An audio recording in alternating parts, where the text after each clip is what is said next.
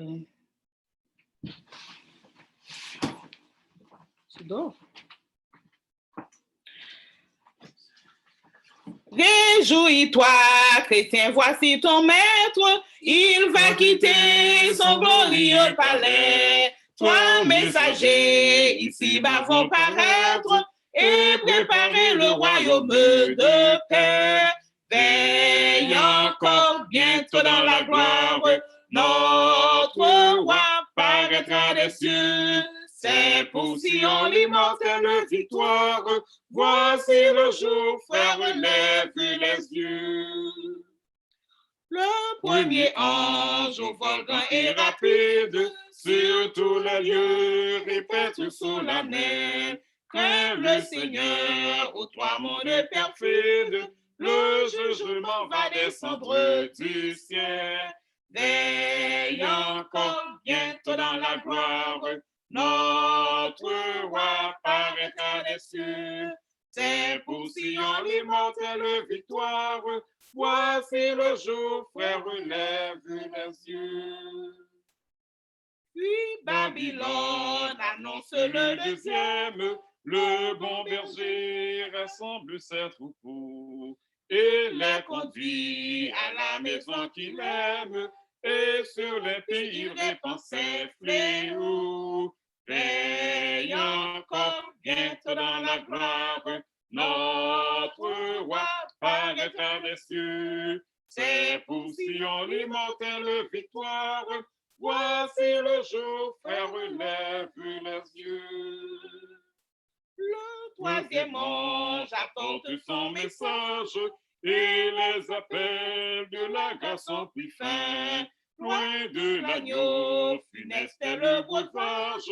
Oh, l'ennemi consomme son destin.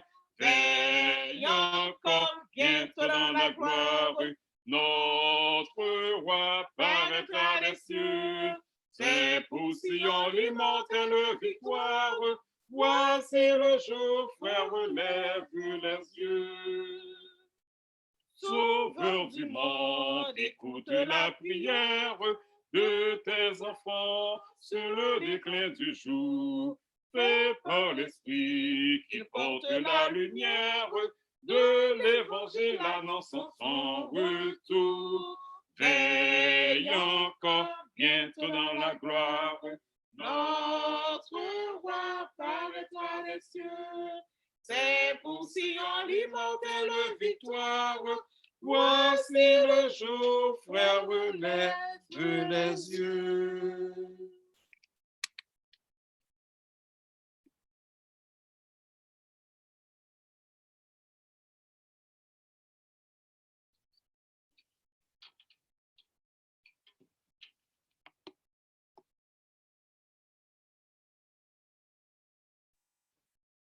Mes frères et sœurs, chers amis internautes, bonjour et bon sabbat dans le Seigneur.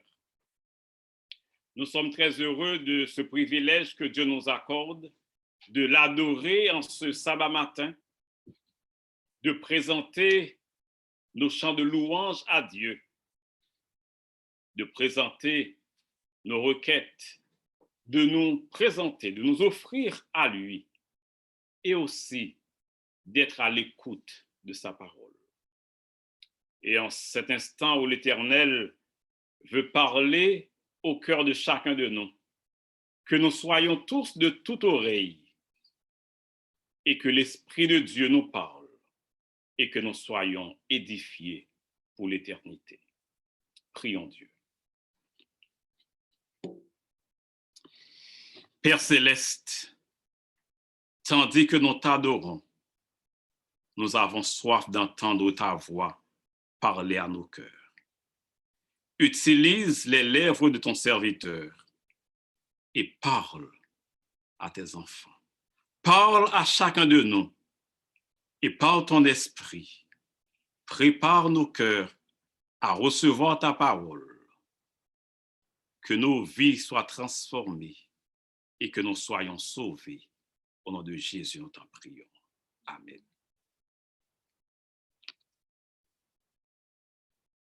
On raconte l'histoire de deux hommes en recherche d'emploi. Ces deux hommes se sont présentés chez le même employeur. Il s'agissait en fait d'un distributeur de chaussures. Et après entrevue, ils ont tous deux reçu le même emploi. Chacun a eu à sa disposition un même niveau de stock de chaussures qu'il devrait écouler dans un village. Mais avant de partir pour leur vente, ils devraient d'abord aller en tournée exploratoire pour voir comment est-ce qu'ils allaient développer leur stratégie de vente. Ils sont allés et ils sont revenus. Et le premier qui est revenu, il dit au patron, « Je suis allé, j'ai vu ce village. Tous les villageois marchent pieds nus. Aucune possibilité d'écouler mes chaussures, car ils ne connaissent pas cette histoire de chaussures. » Le deuxième dit à son patron, « Je suis allé, j'ai vu les villageois. Ils n'ont pas de chaussures. Quelle opportunité de vendre et d'écouler mon stock. Alors, j'ai besoin encore d'autres chaussures, car ce que j'ai maintenant ne va pas suffire pour les villageois. » Vous est-il arrivé dans votre vie en tant que chrétien, dans notre responsabilité en tant que peuple de Dieu, de faire face à des défis que nous comprenons comme étant des opportunités? Nous est-il arrivé de voir dans les défis qui nous environnent chaque jour des opportunités pour proclamer le message des trois anges? Dieu a confié à son Église une grande mission. Cette mission, c'est la proclamation du message de la vérité présente, tel que nous le trouvons dans le livre de la Révélation, Apocalypse chapitre 14, et les versets 6 à 12. Le chapitre 14 du livre de l'Apocalypse s'oppose au chapitre 13. La semaine dernière, nous avions vu dans l'Apocalypse chapitre 13 l'adoration de Satan, les adorateurs du diable. Comment les identifier? Qui sont-ils? Dans l'Apocalypse chapitre 14, nous avons les adorateurs du vrai Dieu. Qui sont-ils? Et quel message ils sont en train de proclamer? Le chapitre 14 du livre de l'Apocalypse présente trois péricopes. Apocalypse 14, les versets 1 à 5, s'ouvre par un message d'espérance.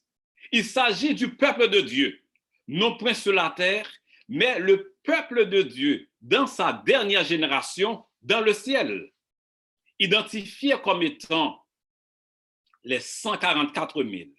Cette dernière génération de chrétiens fidèles que Jésus va venir retrouver sur la terre.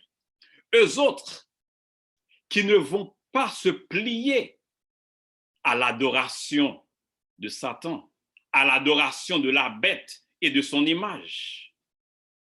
Ils portent le caractère du Christ et de son Père sur leur front. Ils sont semblables à Christ. Ils ont reçu le sceau de Dieu.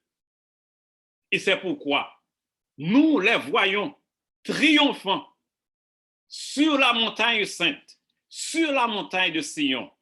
Quelle belle espérance pour le peuple de Dieu. Amen. Car en dépit des souffrances, en dépit des difficultés qu'ils ont connues et qui les attendent, ils se retrouvent avec Jésus sur la montagne sainte. Amen.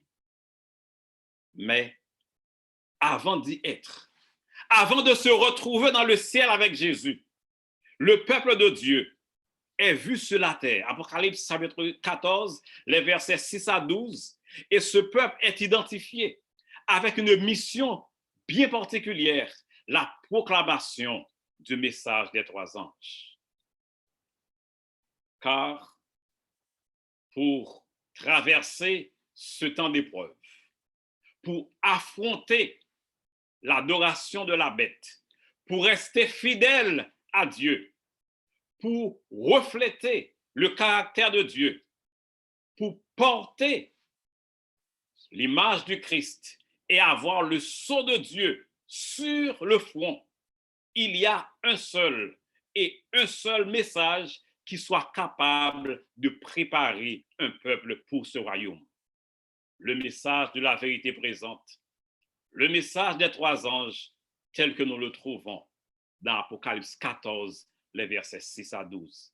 C'est ce message qui doit préparer le monde à affronter le jugement divin. C'est ce message qui doit nous préparer en tant que peuple de Dieu à vivre dans la sainteté exigée par Dieu et être prêt pour le jour de son retour. En préambule à ce message, Apocalypse 14, le verset 6, identifie la portée du message. J'ai vu un autre ange qui volait par le milieu du ciel, ayant un évangile éternel pour l'annoncer aux habitants de la terre, à toute nation, à toute tribu, à toute langue et à tout peuple. Il s'agit en fait de la présentation d'un message universel. Car ce message doit être présenté à tous les habitants de la terre, à toute nation, à toute tribu, à toute langue et à tout peuple. Un message global, un message mondial, un message d'une portée universelle, car ce message doit toucher tous les habitants de la terre. L'objectif du message de ce matin, ce n'est pas tant de nous présenter le contenu du message des trois anges, mais de préférence d'attirer notre attention sur le comment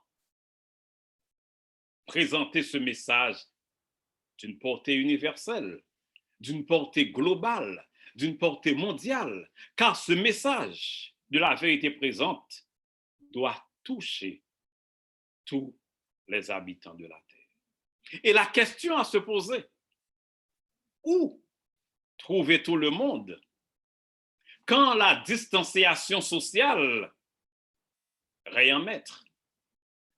Où toucher tout le monde quand le confinement est de rigueur? Alors, la réponse à cette question ne tarde pas, et vous l'avez déjà vu.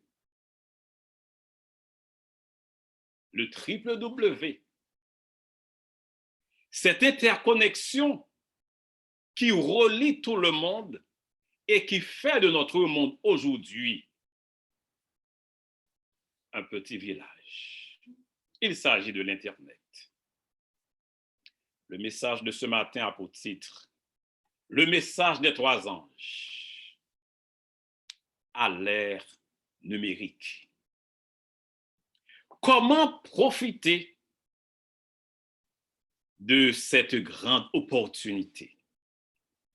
Comment est-ce que nous devons voir dans ce confinement une opportunité pour présenter ce message des trois anges? Les statistiques nous disent que 98% des jeunes de 18 à 24 ans utilisent les médias sociaux. Cela signifie que si nous devons atteindre les jeunes, presque tous les jeunes, 98%, nous devons être sur les médias sociaux. Nous devons les trouver sur les médias sociaux.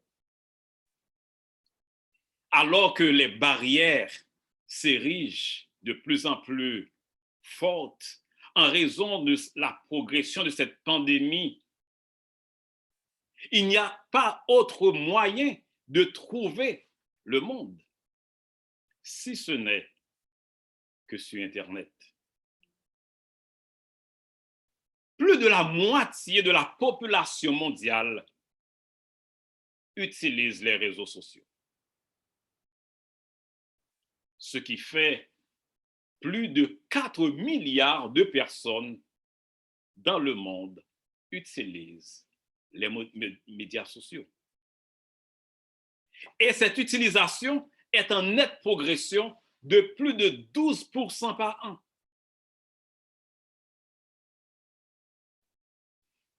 Si vous pensez à Facebook,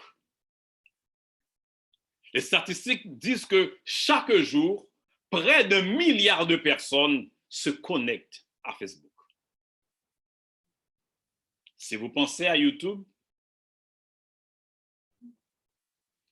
YouTube totalise 4 milliards de vidéos vues.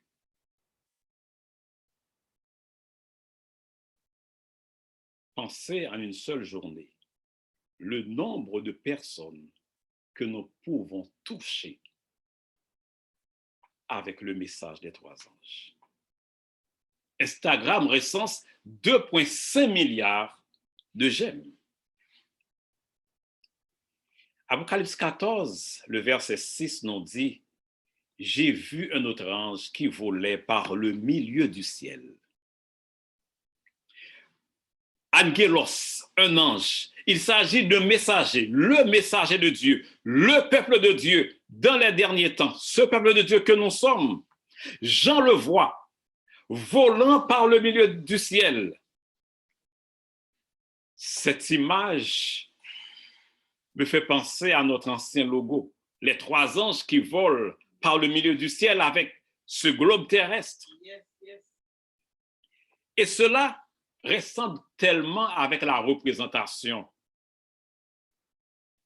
de l'Internet. C'est comme pour dire que ce message que nous avons à proclamer dans le monde entier, nous sommes arrivés à cette heure où ce message doit toucher le monde entier à travers les médias sociaux.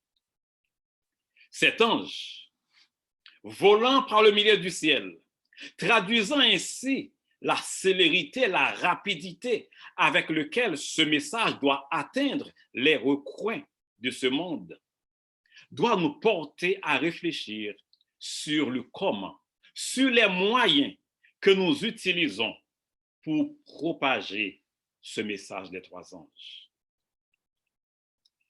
Dans le livre Évangélisé, page 111, l'esprit de prophétie nous dit, et je cite, « En un sens tout particulier, les adventistes ont été suscités pour être des sentinelles et des porte-lumière. Le dernier avertissement pour un monde qui périt leur a été confié. » Et je reprends, « Le dernier avertissement pour un monde qui périt leur a été confié. » Nos autres adventistes. La parole de Dieu projette sur eux une lumière éclatante. Leur tâche est d'une importance capitale. La proclamation du message des 3 anges. Aucune œuvre ne peut lui être comparée. Rien ne doit en détourner notre attention. Notre responsabilité, c'est la proclamation du message des 3 anges. Et rien ne doit détourner notre attention de cette proclamation. Mais au contraire, nous devons profiter des opportunités que Dieu nous accorde pour pouvoir faire connaître ce message des 3 anges. Trouver les hommes et les femmes là où ils sont. D'ailleurs, c'est ce que Jésus lui-même il faisait. Il rencontrait les hommes et les femmes là où ils se trouvaient. Et où se trouve le monde aujourd'hui? Sur Internet. Alors, nous devons y être afin de pouvoir les trouver et leur présenter le message de la vérité présente. toujours dans le livre Évangélisé et à la page 125, il nous est dit que nous devons employer tous les moyens légitimes pour faire connaître la lumière aux hommes. Tous les moyens. Et quand le texte nous dit que nous devons utiliser tous les moyens légitimes pour faire connaître la lumière aux hommes, pour faire connaître le message des trois anges, pour faire connaître le message de la vérité présente, je pense à Moïse. Quand Dieu s'est révélé à lui au buisson ardent, Dieu lui a posé une question. Qu'as-tu dans ta main? Il avait un bâton. Et Dieu a utilisé ce bâton pour le succès du ministère de Moïse en vue de la libération du peuple d'Israël. Et aujourd'hui, si Dieu te pose aussi la même question, qu'as-tu dans la main? Et je crois que la réponse ne tardera pas à venir, puisque nous avons tous en main un téléphone intelligent en plus. L'outil pour atteindre le monde et pour présenter ce message des trois anges en notre génération. Le message au monde entier en cette génération. Et quand nous regardons le contexte dans lequel nous vivons aujourd'hui, les difficultés que pose la pandémie actuelle, je crois que nous avons beaucoup à apprendre de l'expérience d'un très grand évangéliste. Il s'agit de l'apôtre Paul. Dans Colossiens chapitre 4 et le verset 3, Paul dit, et je cite, « Priez en même temps pour nous, afin que Dieu nous ouvre une porte pour la parole, en sorte que je puisse annoncer le mystère de Christ pour lequel je suis dans les chaînes. » Remarquez, le contexte, c'est que Paul se retrouve en prison. Non seulement en prison, mais il est enchaîné. Mais quelle est sa prière? Il ne prie pas pour qu'il soit libéré. Il ne prie pas pour que les portes de la prison s'ouvrent et qu'il puisse sortir. Il ne prie pas et il ne demande pas à l'Église de prier pour sa libération. Mais il demande à l'Église de prier pour que Dieu puisse ouvrir une porte, pour que Dieu lui donne des opportunités afin d'annoncer le Christ, afin de faire connaître le Christ. Amen. Car, frères, sœurs, chers amis internautes, il n'y a rien qui soit plus important que la mission que Dieu nous a confiée. La mission est plus grande que les difficultés, plus grande que les épreuves. Car pour lui, c'est préférable que les portes de la prison restent fermées, qu'il reste prisonnier, pourvu que là où il est, il a une opportunité de faire connaître le Christ. Amen. La gestion de la pandémie aujourd'hui ne fait-elle pas de nous très souvent aussi des prisonniers? Nous sommes contraints de rester à la maison. Confinement, distanciation sociale. Mais quelle opportunité que Dieu nous donne. Parce que tandis que tout le monde est en confinement, mais ils se retrouvent connectés sur le net. Et c'est là que nous sommes appelés à les rencontrer. Et c'est là que nous sommes appelés à partager ce message des trois anges, ce message de la vérité présente. Prions pour que Dieu nous ouvre des portes, mais surtout prions pour que Dieu ouvre nos yeux afin que nous puissions voir les opportunités que Dieu présente devant nous. Car parfois, Dieu nous ouvre des portes, des opportunités sont là, mais nous voyons seulement des menaces. Nous voyons des obstacles. Comme cet homme qui a été en tournée de prospection, alors qu'il y a des opportunités. L'une des fonctions les plus connues et probablement les plus utilisées de Facebook, c'est share, partager. Je crois que vous l'avez déjà utilisé. Et pas longtemps. Et très souvent. Mais la question à se poser, que partagez-vous? Qu'est-ce que nous partageons sur les réseaux sociaux? Quand vous êtes sur Facebook, quand vous êtes sur WhatsApp, est-ce qu'il vous arrive de penser au mot d'ordre des JA, au mot d'ordre de la jeunesse adventiste? Que dit ce mot d'ordre? Partage ta foi. Combien de fois il nous arrive de partager notre foi sur les réseaux sociaux? Combien de fois il nous arrive de partager le message de la vérité présente sur les réseaux sociaux?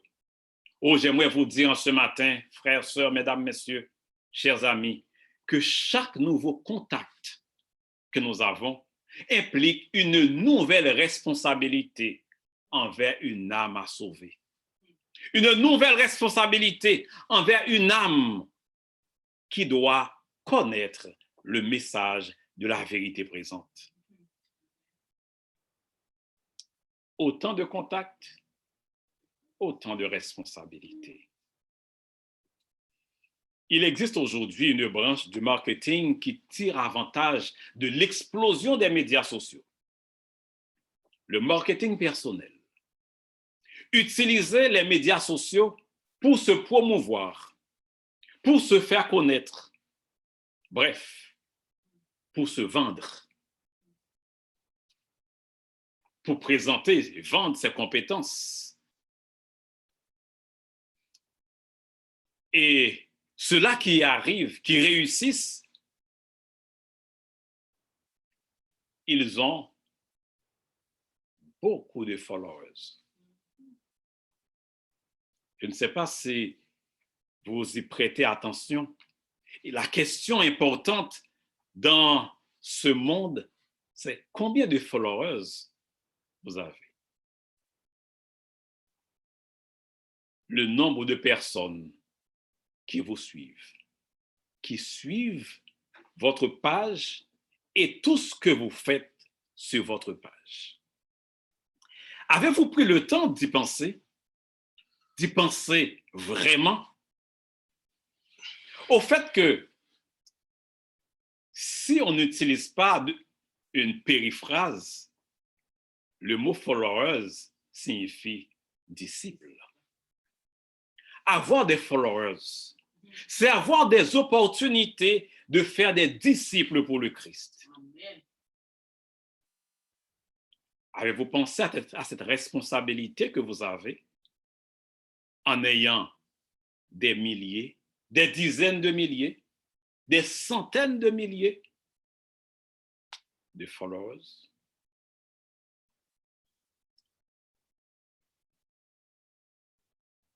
Vers qui tournons-nous les regards? Dans Jean chapitre 12 et le verset 32, Jésus disait, « Et moi, quand j'aurai été élevé de la terre, j'attirerai tous les hommes à moi. » Jésus doit être le centre. Nos communications doivent être christocentriques. Utilisons-nous cette opportunité pour tourner les regards vers le Christ, vers la croix du calvaire. Jean chapitre 17, le verset 6, Jésus continue dans sa prière à son Père. Jésus pouvait dire, j'ai fait connaître ton nom aux hommes que tu m'as donnés au milieu de ce monde. Ils étaient à toi et tu me les as donnés et ils ont gardé ta parole. J'ai fait connaître quoi? Ton nom aux hommes que tu m'as donnés. Pouvons-nous paraphraser cette parole du Christ pour nous-mêmes? J'ai fait connaître ton nom au contact que tu m'as donné. J'ai fait connaître ton nom aux followers que tu m'as donnés. Ils étaient à toi, ils sont à toi. Tu me les as donnés. Ils ont gardé ta parole. J'ai fait connaître ton nom. Le nom, c'est le caractère, c'est la personne.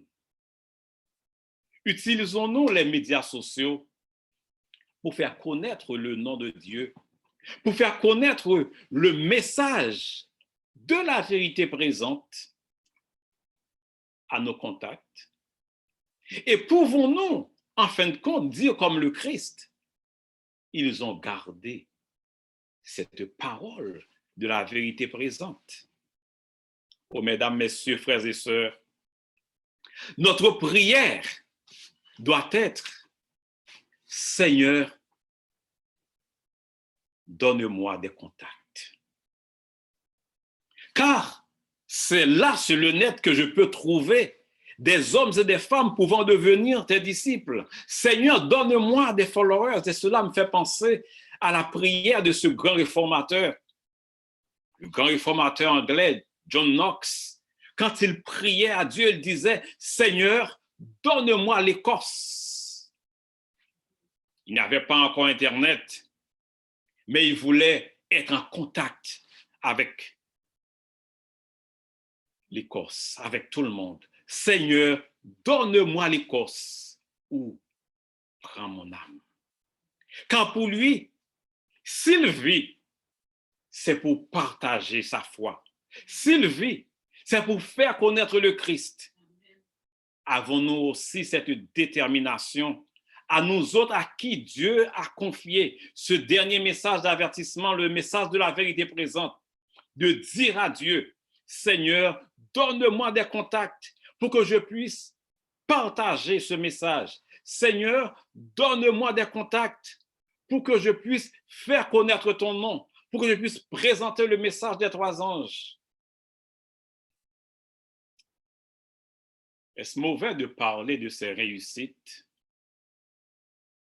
sur les réseaux sociaux? Absolument pas.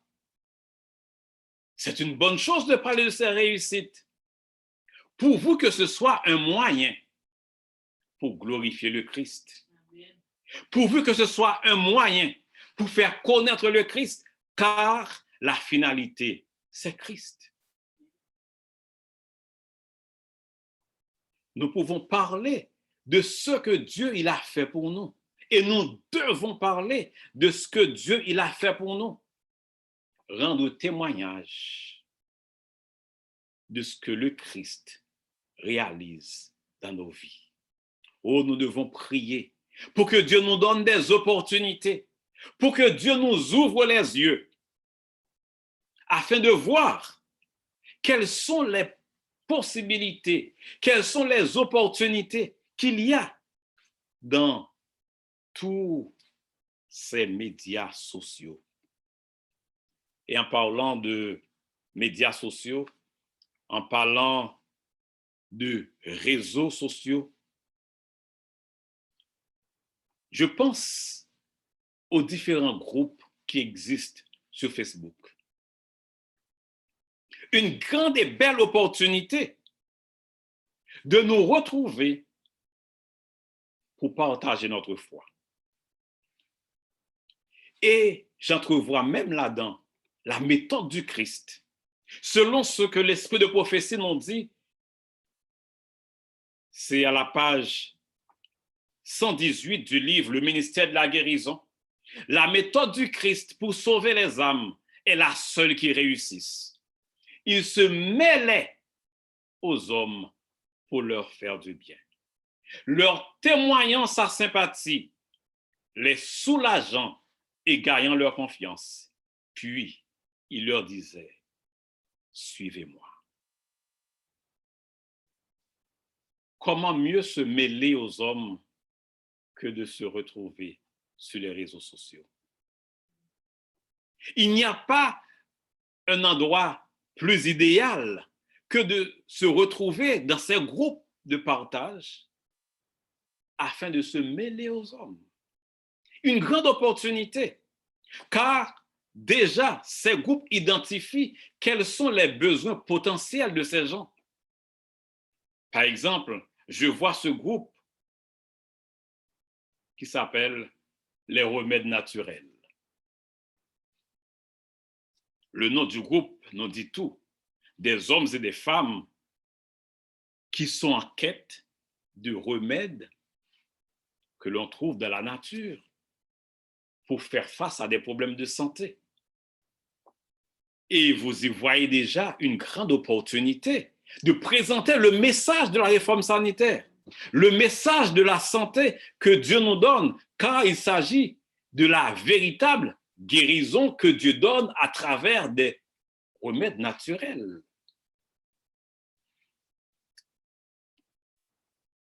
Apocalypse 14, le verset 6 nous dit que l'ange se retrouve par le milieu du ciel.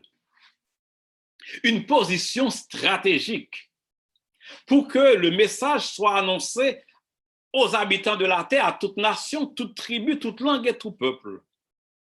Il ne se retrouve pas n'importe où, mais il se retrouve par le milieu du ciel. Une position stratégique.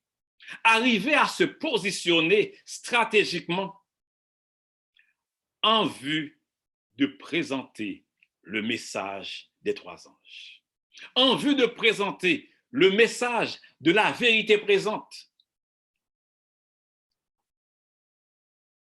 par le milieu du ciel. En fait, le terme grec qui est utilisé, c'est un mot composé, mésos et ouranos, au milieu.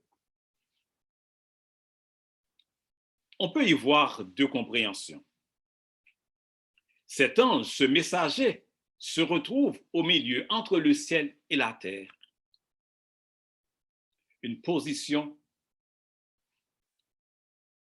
qui fait de ce messager un médiateur entre les pécheurs, entre les méchants et le ciel, de façon à intercéder pour ceux-là qui périssent, de façon à présenter leur cas à Dieu.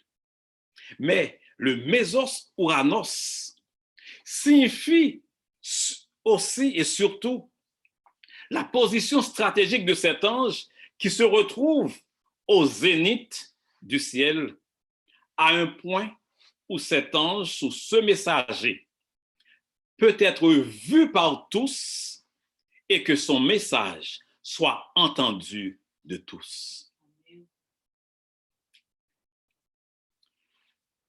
En tant que messager de Dieu, le peuple de Dieu dans les derniers temps, sommes-nous conscients du fait que nous sommes en spectacle aux hommes et aux anges? Car par sa position, il doit être vu par tous. Comme nous sommes en train de parler des médias sociaux, êtes-vous conscient du fait que dans les médias sociaux, vous êtes vus par tous? Alors, quelle image sommes-nous en train de projeter sur les réseaux sociaux?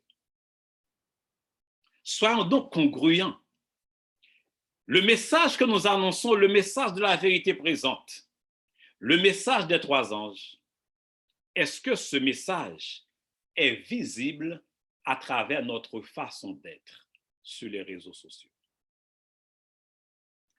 Les contenus que nous partageons démontrent-ils qui nous sommes? Est-ce que ces contenus sont en lien avec nos valeurs en tant que peuple de Dieu dans les derniers temps? Est-ce que ces contenus témoignent de notre espérance dans le retour prochain de Jésus? Certes, nous avons tous des intérêts variés. Nous avons des intérêts qui sont différents. Et cela fait une belle mosaïque. N'est-ce pas aussi ce que nous retrouvons dans le texte biblique à travers les différents genres littéraires qui y sont présentés? L'un peut être intéressé à l'histoire. Quelqu'un d'autre peut être intéressé à la science.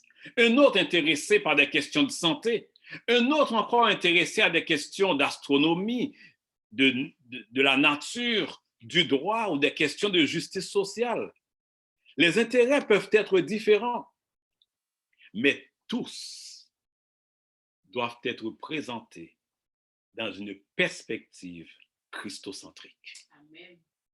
Si je suis intéressé à l'histoire, de quelle mesure est-ce que tout ce que je partage vise à révéler l'histoire du salut, qui est la plus belle histoire que le monde doit connaître et que je dois faire connaître?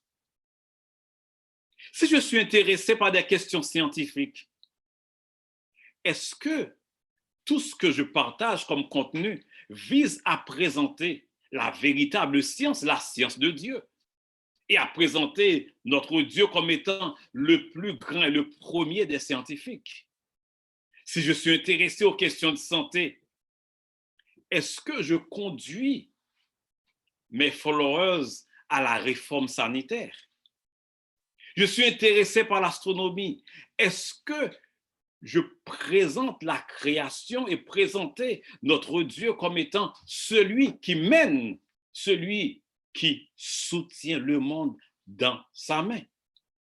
Intéressé aux questions de justice sociale, oui, mais dans quelle mesure je converge les regards vers le jugement divin, vers la justice divine, vers la nouvelle terre où la justice régnera?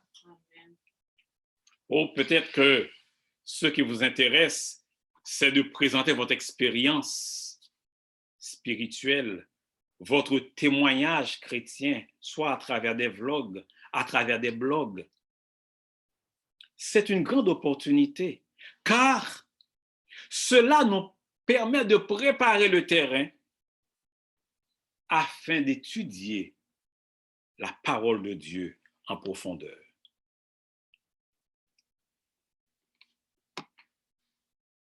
Dans quelle mesure vous prenez le temps de partager des sermons, des études, des citations, des textes de l'esprit de prophétie en vue de faire des disciples à travers les réseaux sociaux?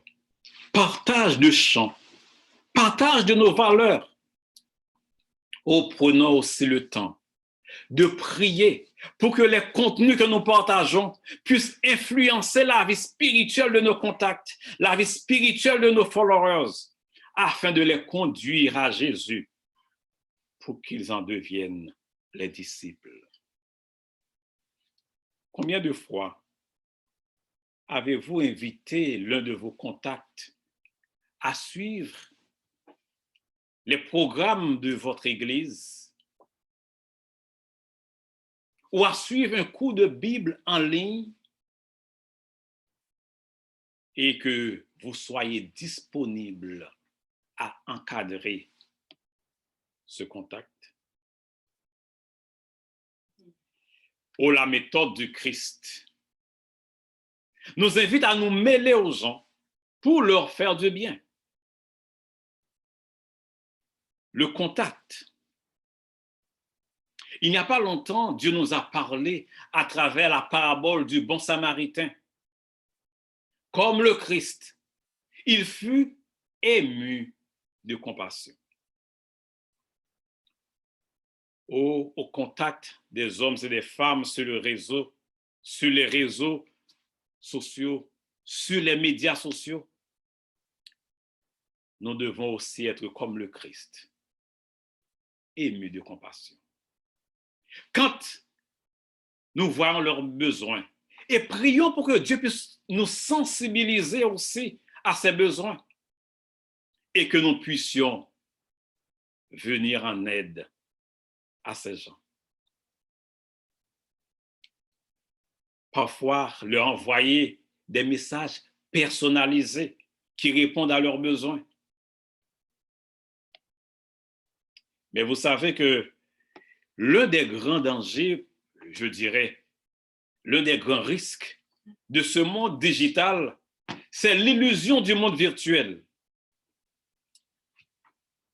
Parfois, nous sommes tellement baignés dans ce monde virtuel qu'on a l'illusion que rien n'est réel.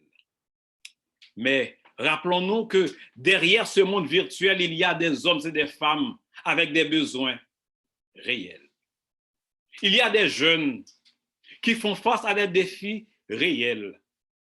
Et par conséquent, vous et moi, nous avons besoin d'offrir notre aide, car ces personnes sont bien réelles et leurs besoins aussi.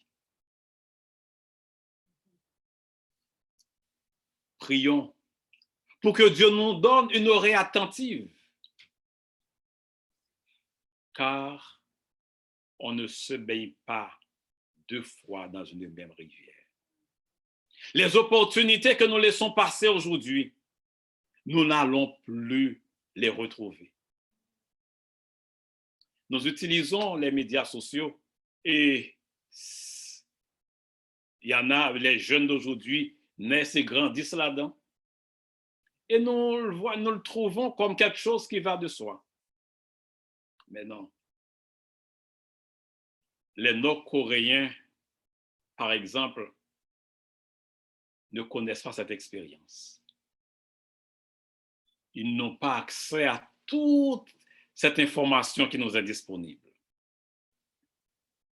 Et mieux encore,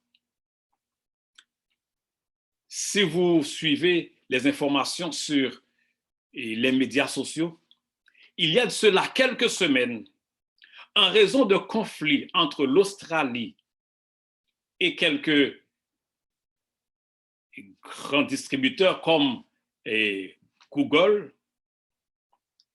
la grande majorité des Australiens étaient privés d'une grande quantité d'informations. Par exemple, tout ce qui se retrouve sur Facebook, tout ce qui se retrouve sur Google, leur était inaccessible.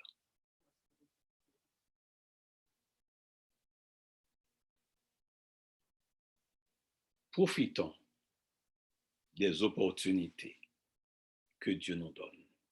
Car les portes qui s'ouvrent aujourd'hui peuvent se fermer demain. Demandons à Dieu d'ouvrir nos yeux afin que nous puissions voir et profiter de ces occasions. À travers nos contacts, c'est une possibilité de faire une évaluation des besoins de nos contacts en temps réel et parfois d'y répondre aussi en temps réel. Car si nous ne le faisons pas, nous perdons cette opportunité. C'est une invitation du Christ à prendre soin. Car dans sa méthode, le Christ, il prenait soin. Et prendre soin implique des sacrifices. S'occuper des besoins matériels, c'est un investissement pour l'éternité. Soyons donc généreux comme ce bon samaritain. Certains sont en quarantaine et ils ont besoin de quelqu'un pour faire l'épicerie. Soyons ce bon samaritain. C'est la méthode du Christ. D'autres sont malades et ne peuvent même pas cuisiner, ne peuvent pas se préparer à manger. Ils ont besoin d'un bon samaritain. Sur le net, on peut les rencontrer, on peut les toucher et leur venir en aide.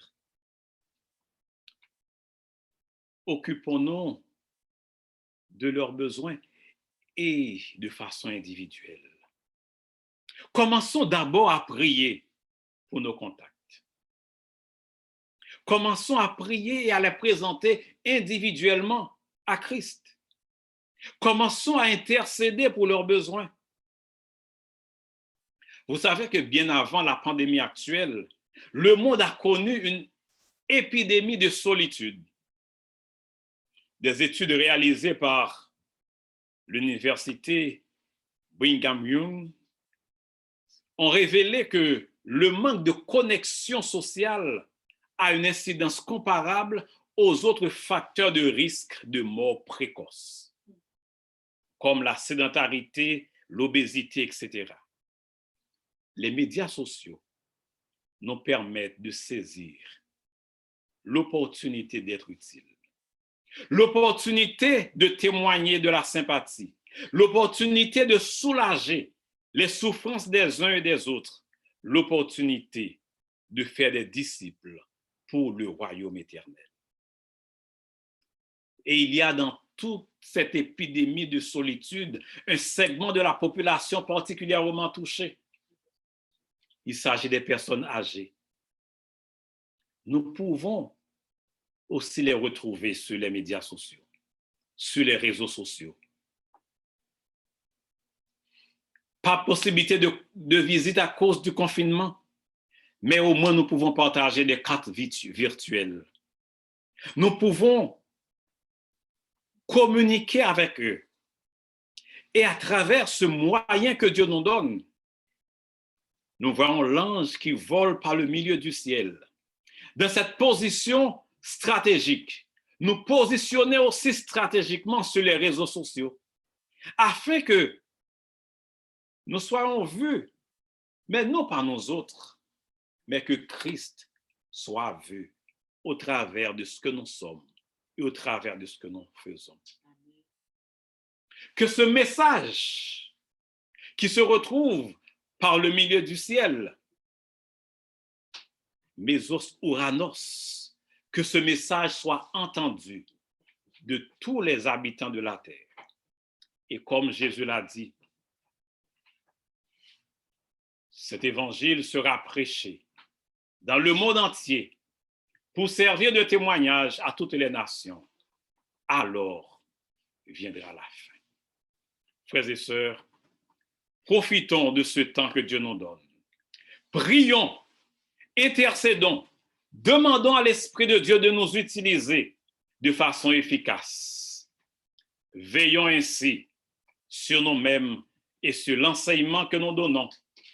L'Éternel lui-même, il accordera du succès à son œuvre. Voulez-vous être de ses disciples? Voulez-vous ainsi être un instrument entre les mains de Dieu? Si tel est votre souhait. Avec nous allons chanter au dernier chant, le numéro 212. Annonçons partout le dernier message. Nous allons nous mettre debout, comme le signe que nous acceptons que Dieu nous utilise pour que nous puissions profiter de cette opportunité pour faire connaître le message de la vérité présente. Et ensuite, nous aurons la dernière prière spéciale avec notre bien-aimé frère Jean-Marie. Annonçons partout le dernier message.